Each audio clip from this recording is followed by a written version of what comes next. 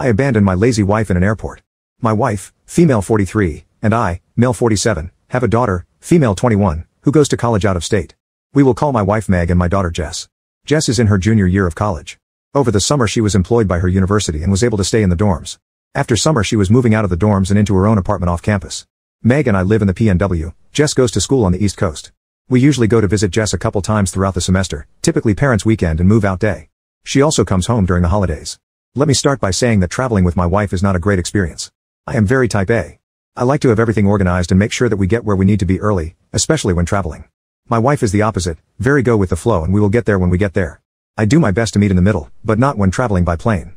Last year, during parents' weekend Meg and I were going to fly out to see Jess. Our flight was at 10 a.m. Our airport isn't huge, but not a tiny airport either. I told my wife that we needed to be at the airport 90 minutes early, and we live about 30 minutes from the airport. This being said, I wanted to leave at the very latest by 8, since we would also need to park and walk a little bit. I of course got up at 6, to make sure everything was ready and accounted for. My wife does not like to get up early. It took me attempting to wake her up 5 times before she eventually got up at 7:40, then wanted to make coffee, shower, and eat a bowl of cereal. Let's just say that we didn't leave the house until 9. It ended up being busier at the airport than normal, likely due to many colleges having parents' weekend, and it took so long to get through security that we missed our flight. Rightly so, the airline refused to refund our ticket. We were able to get new tickets but not until the next day and missed Friday afternoon and Saturday morning with our daughter. Jess was disappointed to say the least. Fast forward to now. We were flying down for a long weekend to help her move. We take one flight from our town to a bigger town nearby, then fly from there to my daughter's college town. Again, it was a long morning of me pushing my wife to get her to move along. Due to the last airport mishap, I wanted to make sure I told her we needed to leave extra early so as to not miss the flight again. We got there on time, with a bit of time to spare, and my wife was annoyed. Keep going on about how now we just have to sit and wait for 45 minutes for them to start boarding. We took our first flight and landed in the connecting city, at a much larger airport. We only had about 1 hour layover. We got off the plane at 9:15 and our next plane started boarding at 9:40. We had to take multiple rails to get from where we landed to our terminal. We got to our terminal and had about 15 minutes until our plane was set to board. My wife tells me that she wants to get coffee. There was a little market next to our terminal that sold hot food and coffee. I asked if she wanted me to go grab it for her.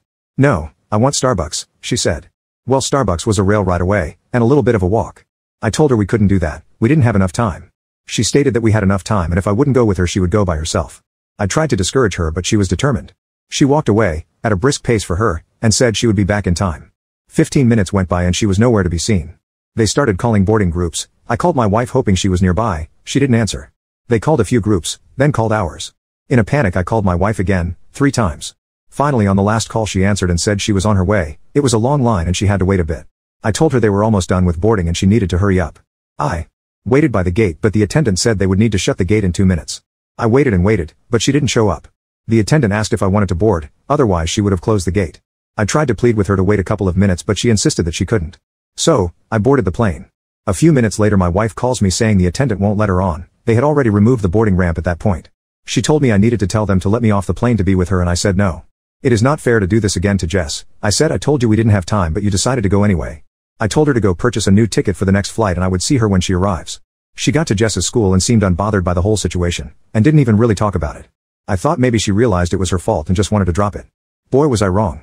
We are now home and she hasn't talked to me since the trip, over a week ago, and is insisting that I am a jerk. So, am I the jerk?